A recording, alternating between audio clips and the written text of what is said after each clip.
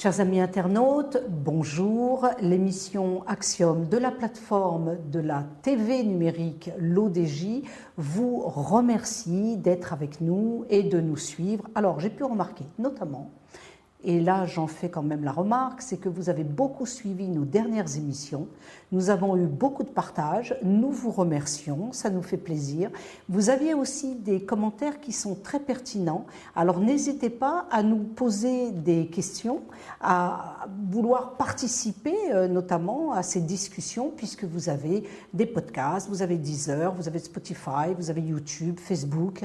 L'ODJ est une plateforme extraordinaire et sachez que nous sommes regardés dans le monde entier. Alors, j'ai le plaisir aujourd'hui de recevoir une personne qui m'a beaucoup intriguée car elle connaît énormément son sujet. Je veux parler de Rachid. Rachid, je vais te demander de te présenter. Qui tu es? Peux-tu nous dire qui tu es et ce que tu fais? Bien sûr, Madame Fouzière. Alors moi, c'est Rachid Hadou, je suis hydrologue, géologiste, que je travaille j'ai créé une société il y a peut-être 8 ans. Je suis de Marrakech, j'ai créé une société il y a 8 ans pour tout ce qui est recherche d'eau souterraine. D'accord. Alors, tout ce qui concerne la recherche d'eau douce souterraine. Souterraine. Ouais. On en a besoin au Maroc de l'eau douce souterraine, on en a vraiment besoin. Oui, on a vraiment besoin d'eau souterraine. Alors, j'ai pris mes études, c'est sciences d'environnement, ou on peut dire sciences de terre et de planète. Où est-ce que tu as étudié? Alors, j'ai étudié une partie à Marrakech, une partie à l'étranger. Très bien. Où ça? Dans quel pays? C'est en Suisse. En Suisse. Ouais.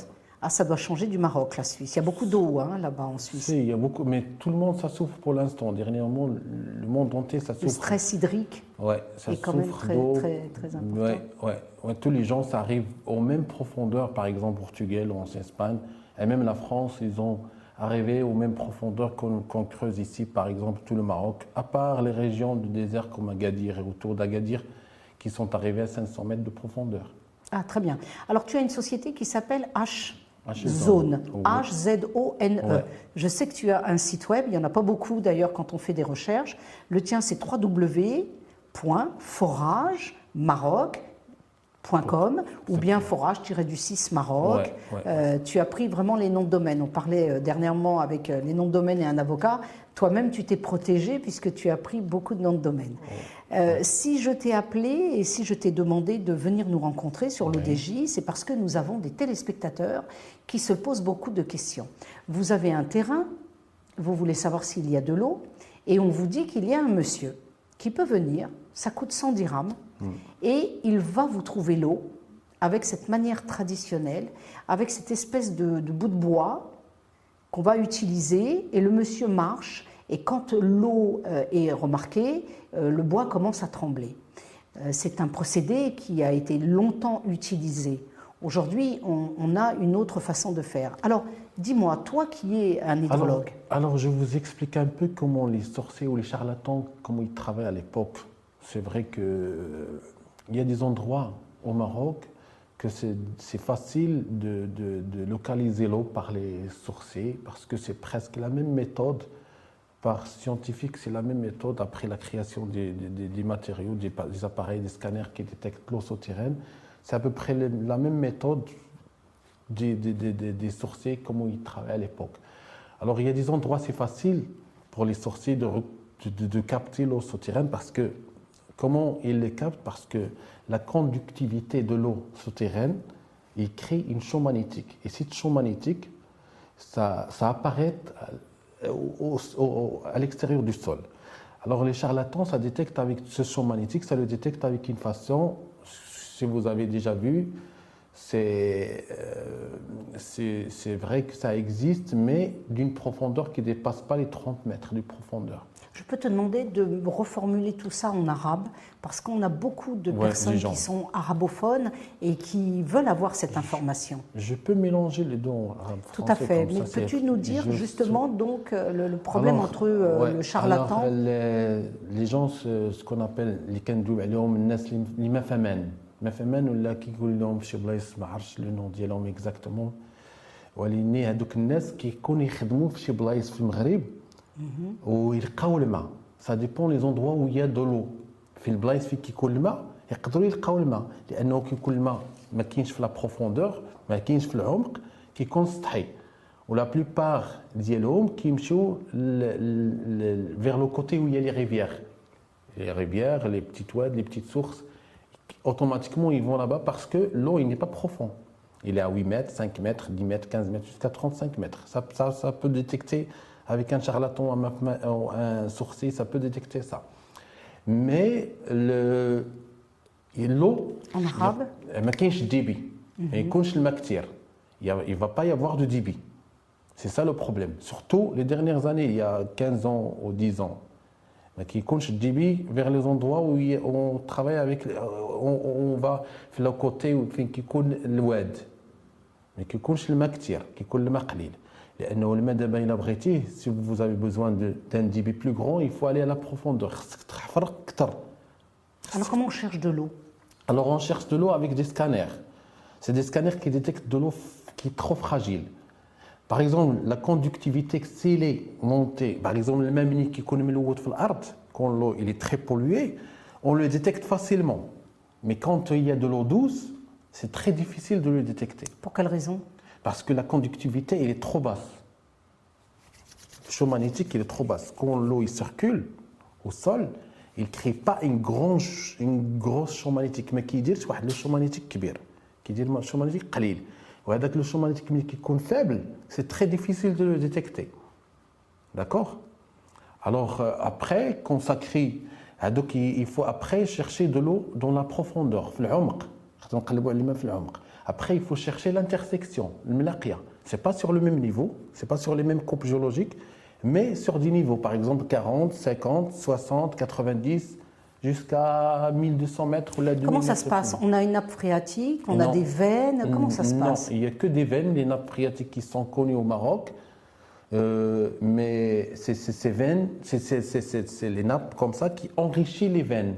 D'accord. Parce qu'au moment que la neige, le pluie, tout l'eau, il va dans les nappes. Après, les nappes, il enrichit les veines qui vont partout au Maroc. Après, ça dispatche.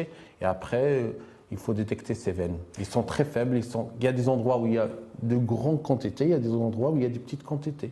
Mon voisin peut avoir de l'eau.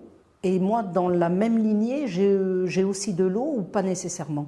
Je n'ai pas compris la question exactement. Si par exemple j'ai un voisin qui est au-dessus de chez moi qui a de l'eau, est-ce que je peux penser qu'avec une ligne droite, moi aussi j'aurai de l'eau? Non, il n'y a pas de ligne droite normalement. Ah, il n'y a pas de ligne droite? Normalement, il n'y a pas de ligne droite parce que si je suis là, je suis ligne droite avec vous. Les caméras d'en face, ils sont en ligne avec vous aussi. C'est toujours en ligne. Mais normalement, l'eau, toujours la masse d'eau, la masse, c'est la mer, il attire l'eau vers lui. Ça veut dire qu'il gère l'eau. La mer, c'est-à-dire de quoi en parle-t-on, la mer? Ça veut dire la mer, il attire de l'eau douce chez lui, vers la mer, parce qu'il est plus bas, il est au niveau la zéro. mer El-Bahr, c'est-à-dire on parle de... Ah, très bien. Ouais, on parle de la mer. La mer, c'est l'eau. L'eau, ça vient des montagnes, c'est la source, c'est la source d'eau, le départ d'eau. Et ils vont vers la mer. Ça veut dire, si c'est la mer et de ce côté, l'eau, il va aller vers ce côté. Oui, il y a l'amont et l'aval. Oui, l'amont et l'aval, oui. C'est la masse de la mer qui tire l'eau vers lui. Ça veut dire, si vous êtes, par exemple, l'est, il y a les montagnes à l'est, vous êtes à l'est, votre voie, il est vers le nord, c'est impossible qu'il va y avoir le même trajet de l'eau, même s'il est direct. Par exemple, l'eau, il vient de ce côté-là. Il va aller la mer de ce côté-là. Ça veut dire l'eau, il va venir de là, il va aller là. Ça veut dire vous aurez vos sources, vos veines, et moi, j'aurai mes veines. Sauf s'il y a des roches dures au sol que l'eau il peut circuler comme un serpent. Avec des méandres. Ouais. Alors, on sait qu'il y a plusieurs façons de creuser un puits. Ouais. Et d'ailleurs, creuser un puits, ça se fait comment? Est-ce qu'on a des foreuses? Est-ce qu'on a de l'abattage? Enfin, comment ça se passe? Les forages, normalement, il y a 4 sortes de forages. Ah, c'est quand même compliqué. Pourquoi? 4 sortes de forages. Et il y en a des forages à l'ancien, ce qu'on appelle les puits artisiens. Les puits qui sont larges, qui font de 1 mètre jusqu'à 2 mètres de large, qui font à la main, avec des marteaux-piqueurs, avec à la main. Les gens qui trouvent 2 personnes qui travaillent en bas et les autres qui creusent. Ils peuvent y aller dans des endroits qui sont allés jusqu'à 200 mètres, par exemple sur la région d'Agadir. Ça, c'est des puits traditionnels. Ça prend beaucoup de temps, ça coûte beaucoup d'argent, ça peut aller jusqu'à... Pourquoi ça coûte beaucoup d'argent? Parce qu'au moment qu'on arrive, parce que ça, c'est lentement, c'est à la main, c'est pas de machine, les gens ils creusent, ils doivent construire pour que ça ne fonde pas dedans. Pour pas que la terre, elle retombe. Ouais, et pour que le puits, ça peut durer longtemps. 200 mètres, c'est combien de temps à peu près? Ça peut aller jusqu'à 2 ans du travail. 2 ans de travail, Ça oui. dépend les roches. Oui, c'est Entre difficile. 1 an jusqu'à 2 ans, ça dépend les coupes géologiques, ça dépend les roches, comment ils sont. Donc, c'est pas une bonne solution. Non, ça existe. Normalement, ça c'est interdit, c'est pas du bonne solution, ça sert à rien du tout. Alors il y a l'abattage. Ce qui est la D'abord, deuxième solution. La deuxième solution, mais il faut voir les coupes géologiques qui vous guident pour avoir comment creuser. Ça veut dire qu'il faut creuser, il ne faut pas creuser, il faut que le sol, comment je vais vous dire ça, c'est que le sol qui vous exige comment creuser un puits. Ça veut dire si le sol, il y a du touffement, il est sableux, c'est impossible d'utiliser une machine. Il faut utiliser une autre machine, abattage. Reformule en arabe parce que nous avons beaucoup de followers arabes. البير فاش تبغي تحفروا دوينا على البير البلدي اللي كيعرفوا الناس كلشي tout le monde il le connaît. البير البلدي qui fait 1 mètre jusqu'à 2 mètres de largeur كيكون فيه 2 متر ديال العرض كينزل حتى ل 200 متر ولكن ça coûte beaucoup d'argent كيخصك بزاف ديال الفلوس وكيخصك بزاف ديال الوقت. وسي dangereux, c'est risqué en plus. كيكون لي risque. Alors, il y a le deuxième puits, parce qu'on a parlé, on a l'arba les gens depuis. L'autre façon, c'est que l'art اللي كتحكم عليك. Parce que هذيك اللي كنديو الحفر اللي كنديو على الليد يمكن لك تحفر بالليد toutes les genres de coupe géologique. اي ارض كيف ما كان غير هو خص يكون عندك الارض قاصحه ça va prendre بزاف ديال الوقت. منين كنرجعوا les machines les rapides les puits rapides pour faire un puits plus rapide خاصك des machines هذوك les machines on peut pas les utiliser sur tous les endroits كاين les machines اللي كنخدموا بهم في واحد l'endroit on peut pas les travailler avec une autre machine c'est obligé de travailler avec un abattage par exemple quand le sol il est sableux كاين التراب والرمله والحجر التوفنون on ne parle pas des roches هذوك les roches dures les solides comme le granit comme le schiste, tout ça, les coupes géologiques qui sont solides, ça marche la foreuse. Parce que la foreuse, ça fait vite fait. Dans 8 heures, 10 heures, on est déjà à 200 mètres de profondeur. C'est combien le diamètre d'un puits? Le diamètre, le maximum, c'est 25 cm avec un tube du vin. Et le plus petit, c'est 14, mais ce n'est pas possible de faire une pompe 14 cm. Parce qu'après, il faut mettre la pompe. Après, il faut mettre la pompe pour pomper de l'eau, bien sûr. Mais donc là, on est dans la troisième solution. Donc on a... La troisième solution qu'on parle, on a parlé de l'abattage, c'est une machine qui s'appelle machine à bout. Ça veut dire qu'il travaille, il va dans la profondeur. Machine à bout. À bout, ouais. D'accord. Ce qu'on appelle la boue. La boue, ça veut dire la terre avec la de terre, l'eau, oui, de tout l'eau, à fait. Ce qu'on appelle nous le reste. Alors, cette machine, elle peut aller jusqu'à 500, jusqu'à 1000 mètres de profondeur. Il est très large, il fait 30 cm de largeur. On peut creuser tant qu'on veut. Alors, comment ça se passe? Ça creuse et ça évacue en même temps? Ça évacue en même temps. Ça ne marche pas avec de l'air. Mais c'est très cher, ça coûte combien? Ça coûte entre 800 jusqu'à 1800 dirhams le mètre. De 800 jusqu'à 1000 dirhams le mètre. 1800 dirhams, 1800 dirhams ouais, le mètre. Ça... Où est-ce qu'on les utilise, ces machines, en général? On utilise ces machines dans les régions. On ne l'utilise pas, bien sûr, dans les montagnes, parce que ça ne marche pas, parce que dans les montagnes, c'est solide, c'est très solide.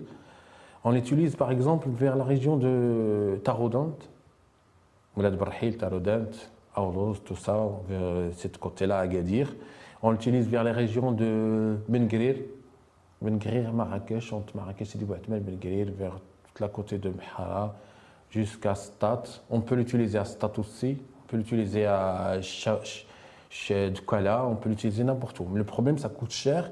Et par contre, on utilise un PVC en plastique.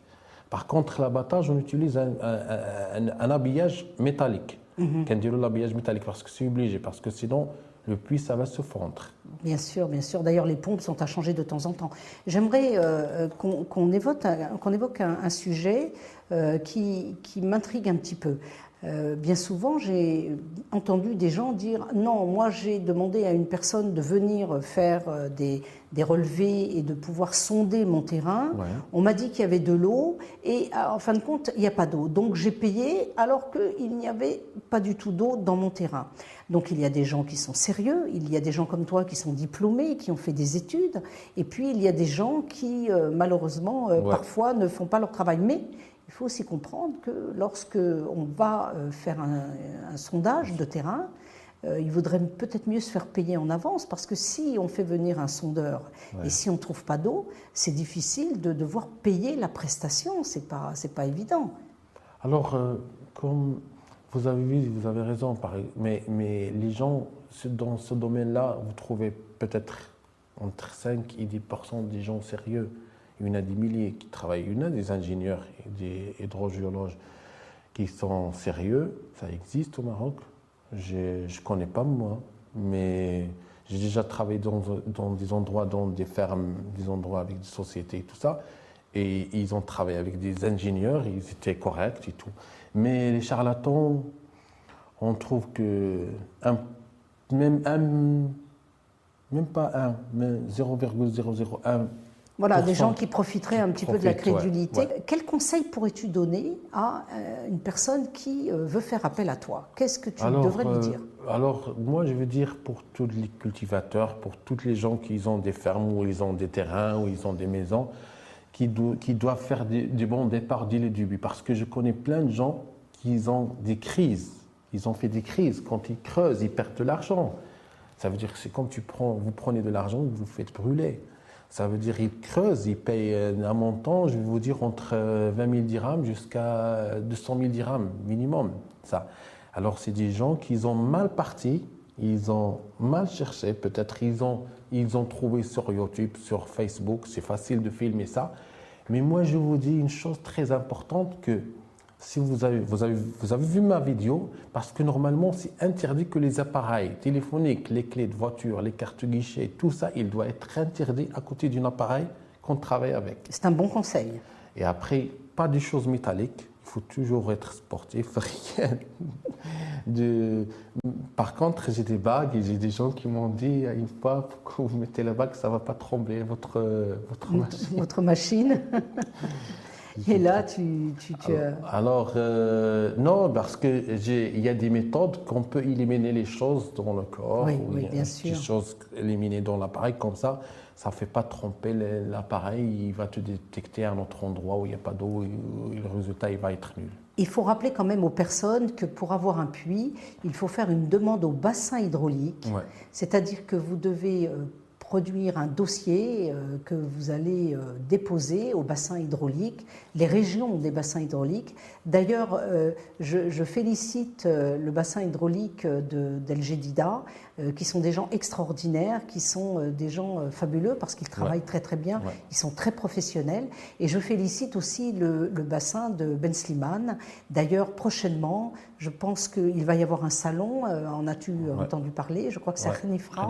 Oui. Voilà, on va avoir un salon de l'eau, donc j'invite nos amis internautes de bien suivre l'information, car je pense que toi-même tu vas être sollicité ou tu vas apparaître là-bas. Avec l'association Maghreb Secours, nous avons décidé de passer un cap et de faire appel à des gens comme Rachid qui sont très connaisseurs et qui vont pouvoir creuser des puits, puisque Maghreb Secours va investir ce département de creusement de puits pour apporter l'eau dans les douars, car les personnes en ont besoin. Alors, creuser un puits, c'est d'abord demander une autorisation. Bien sûr.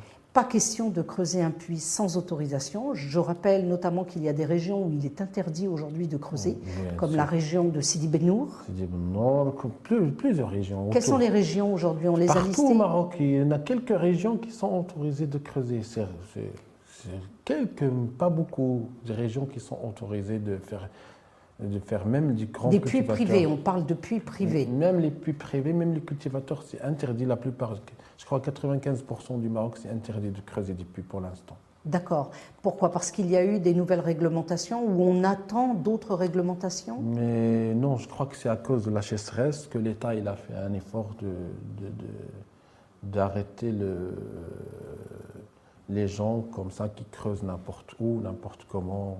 D'accord, donc vous allez déposer votre demande au bassin hydraulique et à partir du moment où vous avez votre demande pour le bassin hydraulique, là vous pouvez commencer à entamer votre processus pour avoir votre puits. Ça passe bien évidemment par un sondeur qui va vous dire exactement où vous allez pouvoir trouver de l'eau, car vous avez des gens qui viennent avec le petit bout de bois, mais qui peuvent vous dire oui, vous avez de l'eau, seulement vous avez 3 bars. Alors qu'un sondeur peut vous dire oui, là vous avez peut-être 3 bars, mais de l'autre côté du mur, vous avez peut-être 80 bars. Ouais. Donc ça, c'est quand même une très bonne information.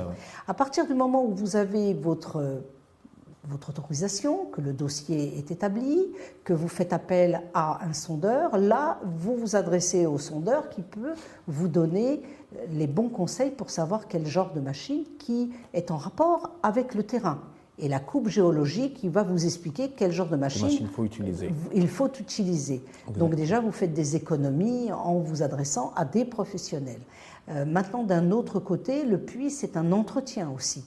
Les pompes sont parfois à changer, les puits sont parfois à être nettoyés, curés, comme on dit en français, curer un puits. Est-ce que toi-même, qui peux voir, je sais qu'il y a des gens qui essayent quand même de faire appel à des puisatiers et à des gens qui viennent faire des puits. Quand les autorisations ne sont pas là et quand les gens n'ont pas d'autorisation, je crois que la gendarmerie vient avec un représentant du bassin hydraulique et on met en fourrière la machine.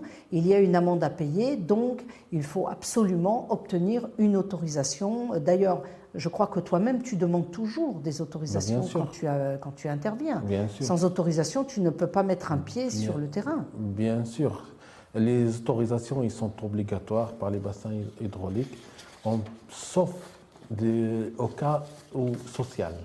Ah, très bien, comme on fait, c'est-à-dire que nous-mêmes, nous demandons des autorisations quand même. On préfère avoir des autorisations à Maghreb Secours pour faire des puits, et c'est très important. Exactement.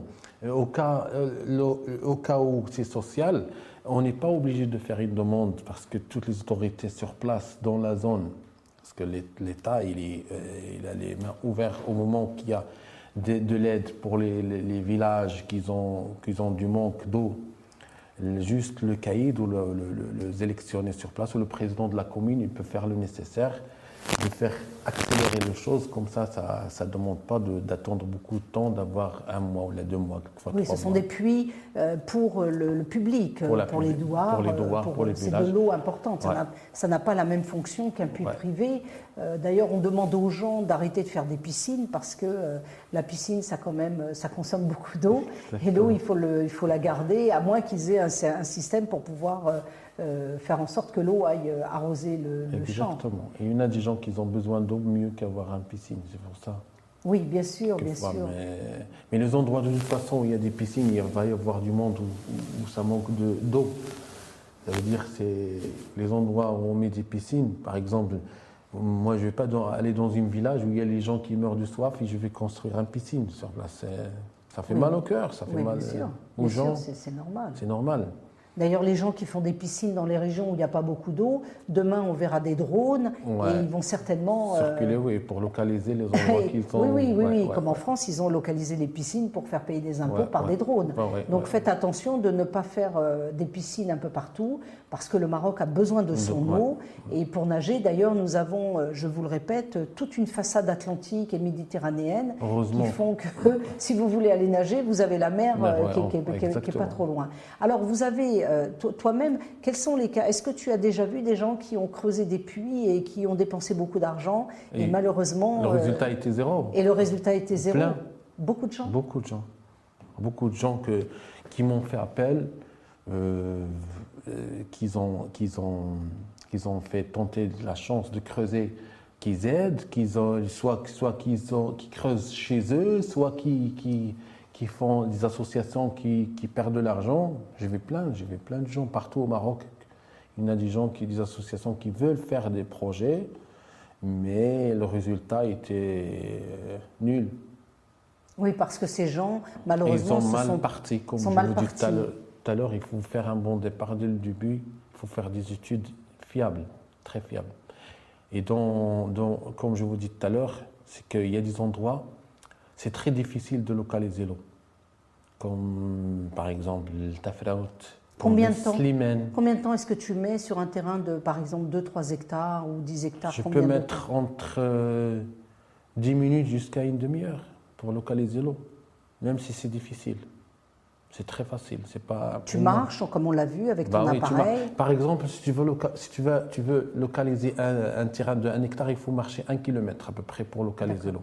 La machine est reliée avec le satellite? Comment ça se passe? Non, la machine, il détecte la conductivité, le champ magnétique, c'est tout. Quand il détecte sur un terrain de 1 hectare plusieurs points, ça veut dire tu détectes par exemple 3 points, après tu indiques, après tu vas mettre les 3 points dans un balance. Ça veut dire tu vas balancer les 3 points, lesquels ils donnent plus de champ magnétique. Ça veut dire tu mets entre A et B, tu balances. Ça veut dire que B il est plus fort au champ magnétique. Après, tu mets B et C, tu vas voir. C'est pas connecté avec satellite. Mais il y a une autre méthode de détecter l'eau souterraine par champ magnétique, mais c'est pas fiable. C'est fiable 80%.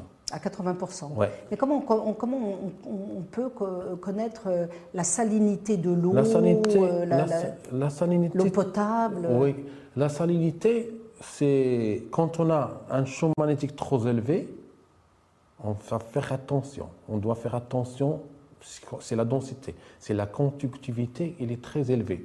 Et on a en plus un scanner qui détecte ça, qui vous donne la salinité, ce qu'on appelle le ppm, la conductivité par rapport aux laboratoires, et c'est ça qui nous donne. Il ne doit pas dépasser, par exemple, pour boire au ppm, il ne faut pas qu'il dépasse 4000 ppm, et pour le boire.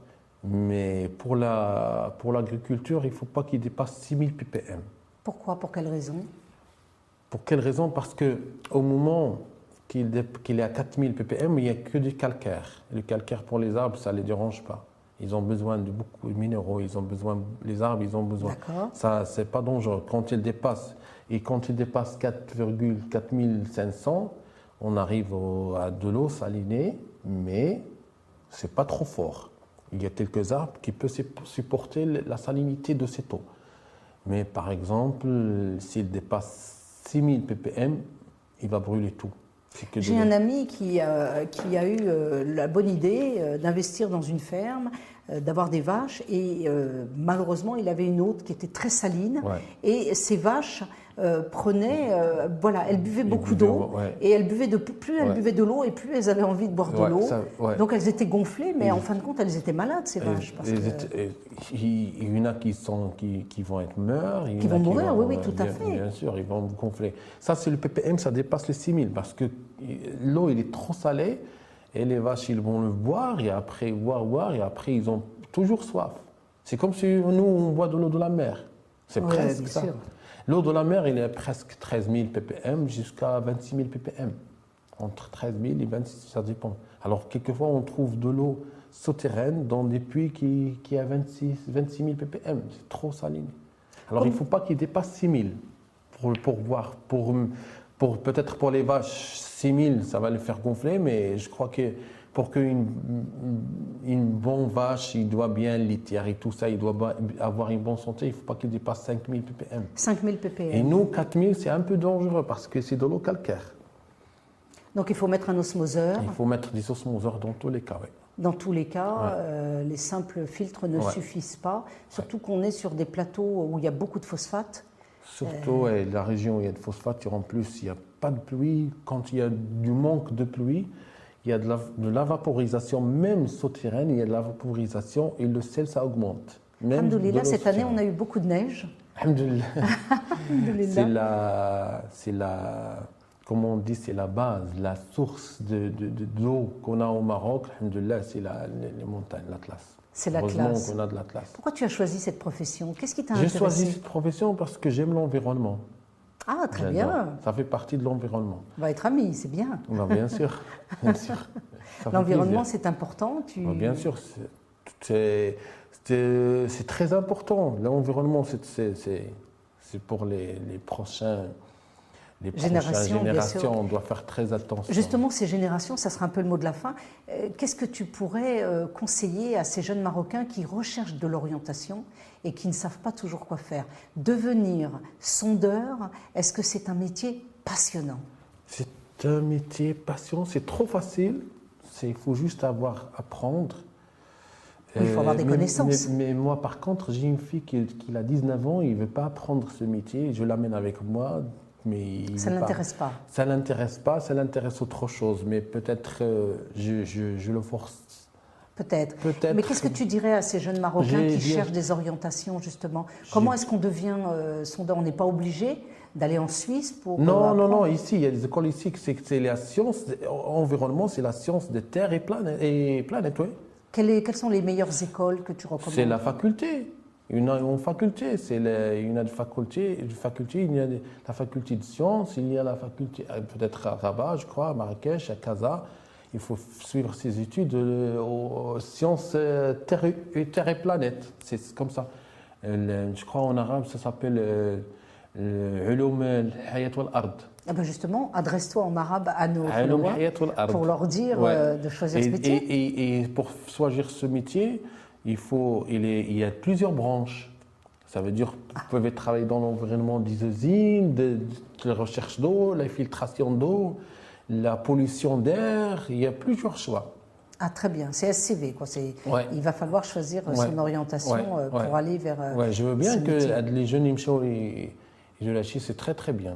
Les jeunes, on les invite à aller sur le site de notre ami Rachid, qui est www.foragemaroc.com. Vous avez aussi avec tiret, comme vous voulez. Demandez, renseignez-vous. C'est un métier extraordinaire. C'est un métier qui fait partie de l'environnement. Vous allez certainement marcher, vous allez découvrir des régions, parce que tu as sondé partout dans le Maroc. Je veux dire, pas simplement dans le sud. Bien sûr, mais il faut faire beaucoup de kilomètres. Les gens qui aiment découvrir le Maroc, il faut faire ça. Mais après moi, à bout de moment, je suis fatigué. Je ne peux pas me déplacer. Quelquefois, je fais 1000 km par jour. Alors, oui, mais tu es jeune. Mais je veux dire, pour des jeunes gens qui aiment la nature, qui aiment marcher. Après, il faut voyager et après, il faut marcher après. Il faut prendre la route. Il faut prendre la route, il faut travailler. Tu as des clients à gauche, à droite. Il faut beaucoup de déplacements. La route, il faut faire attention sur la route. Il faut que tu arrives en bon état pour que tu puisses travailler.